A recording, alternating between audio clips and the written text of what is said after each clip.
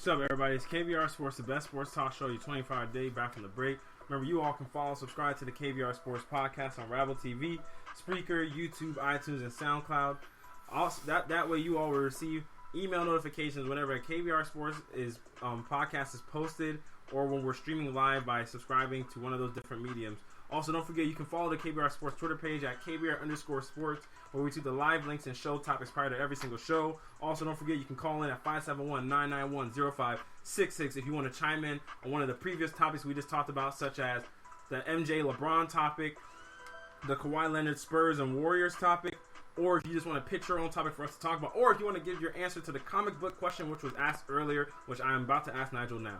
So, Nigel. Yes. When Barry Allen disappeared, the Flash, for everybody who doesn't know, when Barry Allen disappeared on Crisis of Infinite Earths, who replaced him as the Flash? Wally West, Bart Allen, or Jay Garrick? Jay Garrick. You said Jay Garrick? Yep. Okay. Remember, y'all, you all can still tweet at KBR_sports your answer to the comic book question, or you can comment on the podcast so that way we can get your answers and tally up to see who was right at the end of the show. All right, Nigel. So, right now, obviously, Game 7 taking place in Boston between the Washington Wizards and the Boston Celtics.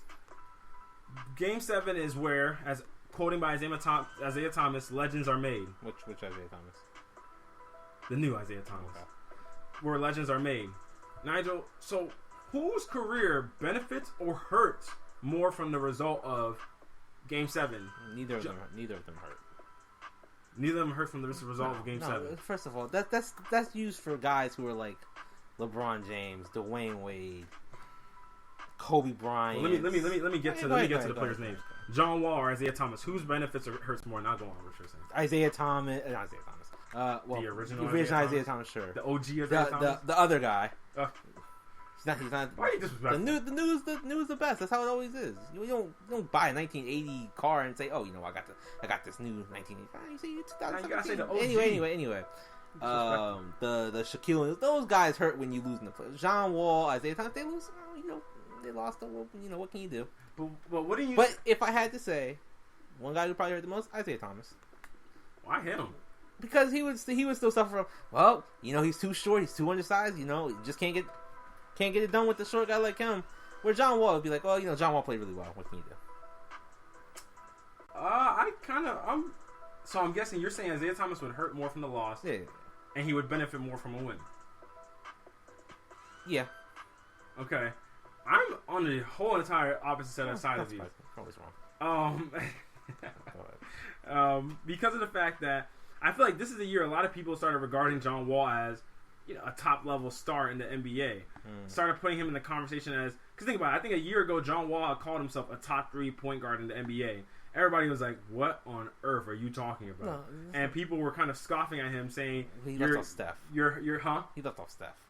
No, he said Steph and Russell Westbrook are playing at a high level. No, I could have sworn he said Chris and Paul and Steph. No, he said Steph and Russell Westbrook are playing at a high level. He left off Chris Paul, Damian Lillard, Kyrie Irving, and everybody else. You could drop those two. But he left off Chris Paul and everybody else. So now when you make the case, you're like, okay, he might have an argument now. No. So you don't think he would be considered a top 3 point guard? You gonna take him over Chris Paul? Absolutely not. Whoa. He's younger, more athletic. Okay. I just might. They're both getting to the same part in the playoffs. It's not like one guy's getting further than the other one. So, and especially, hold on a second. Who plays in the harder conference? Chris Paul. Whose second star always gets hurt? Both. Bradley Beal's always in the playoffs. In the playoffs, he's been fine in the playoffs. Come on, no, John Wall got hurt in the playoffs 2 years ago. Okay. He broke his hand. But what's his name? Bradley Beal's always hurt throughout the regular season because they never get good enough seeding anyway. You said in the play, they get good seedings. Nigel, last year they never had home court. They only had home court 1 year. When? Last year they didn't make the playoffs. 2 years ago. Yeah, last year they didn't make the playoffs. 2 years ago, I don't think they had home. No, they didn't have home court. They 2 were years 50. ago. They didn't. They didn't. Yeah, exactly. They didn't have home court. So they're not healthy enough. Bradley Beal's never healthy enough to help John Wall consistently throughout the regular season. Just like you're saying, Chris Paul has more talent than John Wall. So it's like, Blake Griffin, you got DeAndre Jordan, you got Blake Griffin for a couple games. Stop it. No, you do in the playoffs. What year in the playoffs? Name me a healthy year for Blake Griffin in the playoffs. A healthy year? Yeah. The year they lost to the Houston Rockets when they were up 3-1. Was he healthy that season? Yes, he was healthy. They lost to the Houston Rockets 3-1. That was when Kevin McHale was still the coach. That was when everybody said that was their best time. The Golden State's first ring. That was the chance the Clippers had the best opportunity to get to the finals, and they blew it. But John Wall has really had a healthy Bradley Beal or a healthy anybody just to help him in the playoffs, or himself to be healthy. So I think for him, if he gets to the Eastern Conference Finals and gets to LeBron James, a lot of people will be like, okay, if he performs well in this game and gets his team over the hump, they'll be like, okay, you did it on the road, you did it in Boston, where everybody knows is a tough place to play. LeBron James has also noted that place has been the antithesis for his career before he went to Miami. So you get John Wall, he gets over that hump, and you're able to eventually get your team to that Eastern Conference Final, a mark that no other point guard has done as the best player on his team in this current era of players, aside from Steph Curry. You're going to be seen as on that superstar level. I'm not saying the superstar level of LeBron James, obviously. He's on his own level. But you're going to get put in that Russell Westbrook category, that James Harden category. He will be. He's not. Because think about it. Why isn't he? But he's not. Would you take him over James Harden? I might. He plays defense. Oh, all right, well, nope. Why wouldn't I? Right, never mind. He plays defense. Okay, that's fine. I value both ends of the court. That's fine. If you're telling me my point guard can lock up the other guy's point guard, at least make his job a lot tougher, I'll take that. Okay, that's fine. You take him over us? I might. Yeah, I might actually. Yeah, I might actually. Well, we're on way too different wavelengths on John Wall then. I really like John Wall. I can tell. Because here's the thing. John Wall, he shoots a better percentage from the field than Russell Westbrook. Okay. Takes better shots than Russell Westbrook. He's better at getting his teammates involved than Russell Westbrook. He's more of a pure point guard than Russell Westbrook. Russell Westbrook, I'll tell you, he inflates the stats like nobody's business. But my boy does love to shoot. He does love to shoot erratically. Yeah, you said he has to? He has to. He didn't. He used to. He didn't have to use to. He did.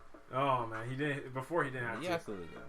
Now, I think it's all a juggling match at that point. Who you want to take? But the fact is, he's in that conversation though. For you, he is. You don't think he? I mean, in my opinion, I think he's at. He's at. What? He's at Paul George, Jimmy Butler level. No, absolutely. Give John Wall more credit than that. I honestly don't even. He's the third best player in the East to me, and he's not that far above Jimmy Butler. Why? So how much higher is Chris Paul than them? Chris Paul's a superstar. Whoa. Hold on a second. How? How's he?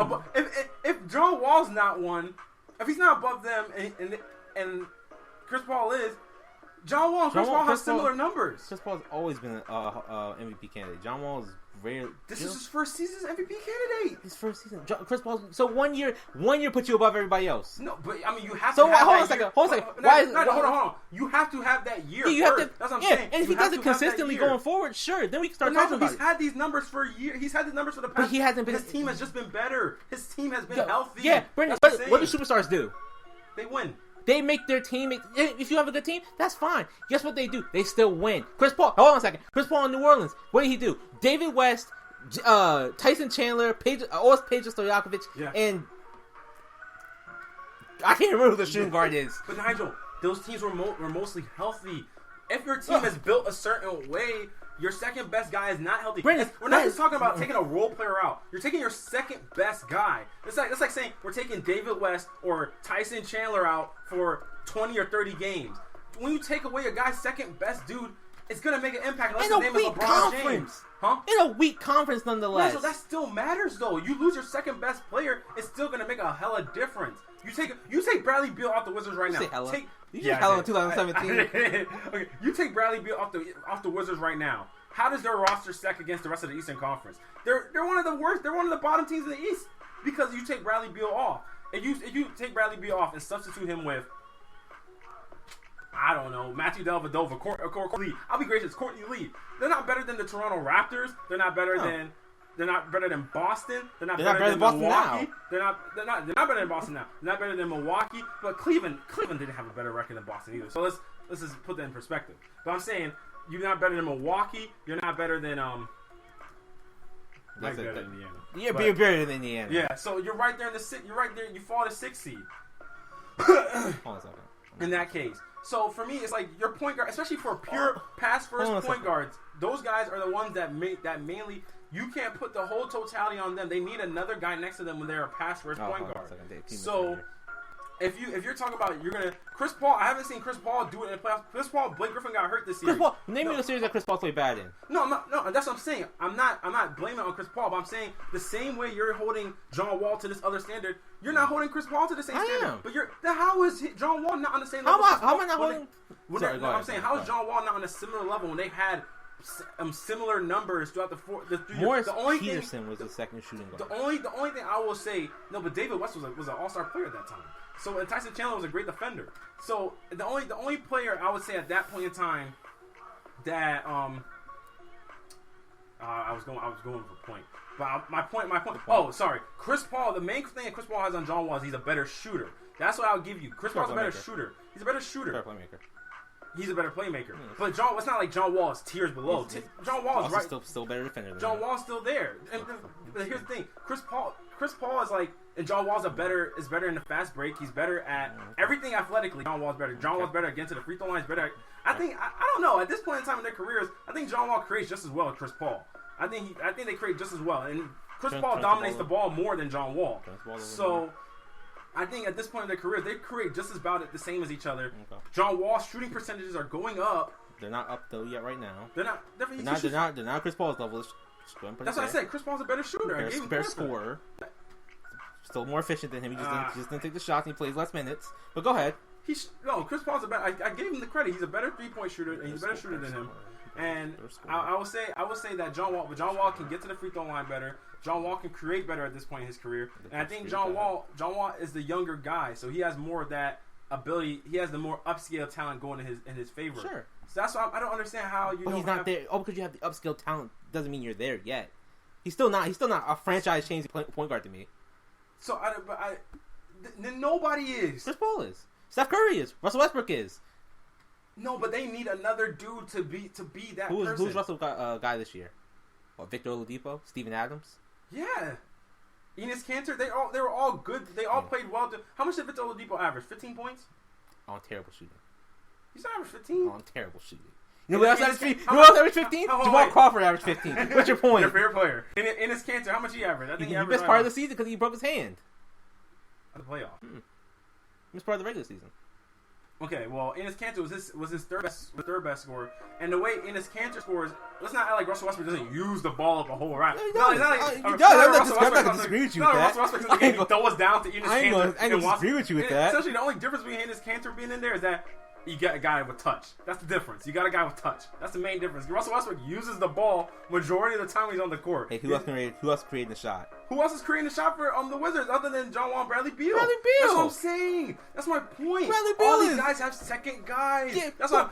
No point guard is a game-changing point guard. Nigel. Who's Steph's second guy? What? Oh, my heart.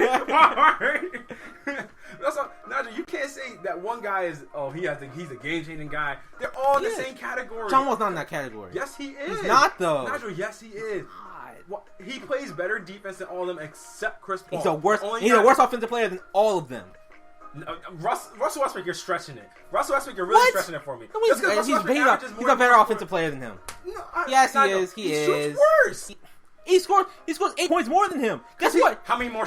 Nigel, how much more does he use the ball? He uses the ball a little bit more. He uses the ball a little bit more. Why are you I disagree with you on that. Again, he uses the ball a lot more. A slight bit more than John Wall does. A lot more. What do you mean slightly? A slight more. Nigel, 30 using the ball 38% is slightly down from 42.1% or 41.8%.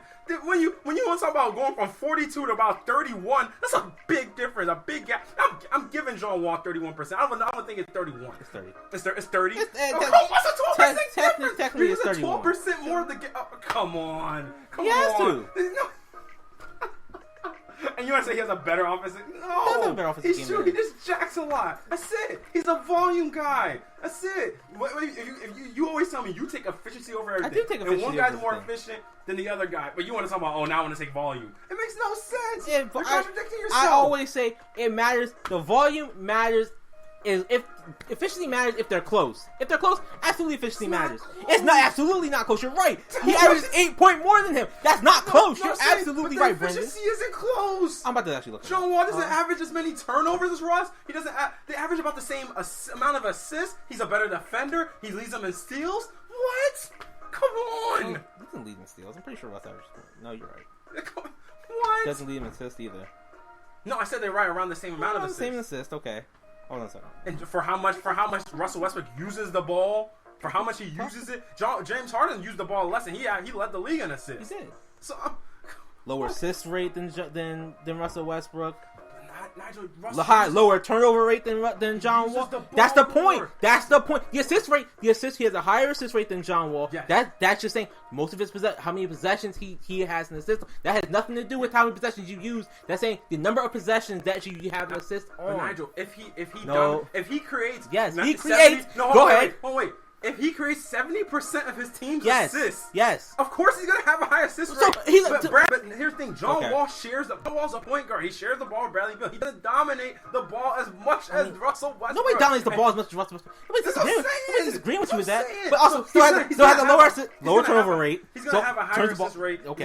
He's gonna have using the turnover rate. I'll give you that. The turnover rate. I'll give you that. But give me that. Higher assist rate, lower turnover rate. I just explained how the assist rate is. No, he's not a better. Anybody that's not gonna say John Russell Westbrook's still more efficient than him. Come on, go ahead. He is. I'm looking at it right now. He's not shooting. Looking right now. No, he's not. Right now. I'm looking at it right now. Why are you lying? I'm not lying. I'm not lying. Why are you lying? I'm not lying. Nigel, you're such a liar. Not though. Oh my gosh. Not though. Nigel, this is when the triple double has gone too far. It's not though. This is when it's gone too far. Now the triple double makes a guy shit. I can't. I'm done with it. Higher PER. Offensive win. He's using the ball a ridiculous amount. What do you mean? Yes, you're playing because Russell Westbrook has higher stats. So hold on, because he has higher stats, his stats are inflated. That increases his PER. The PER is a judgment of stats. 30 PER. Everybody gets those. No, not everybody uses the ball 42% of the possessions. Okay, that's what I'm saying. Because go back and look at Oscar Robertson's PER when he averaged a triple double. Wasn't 30.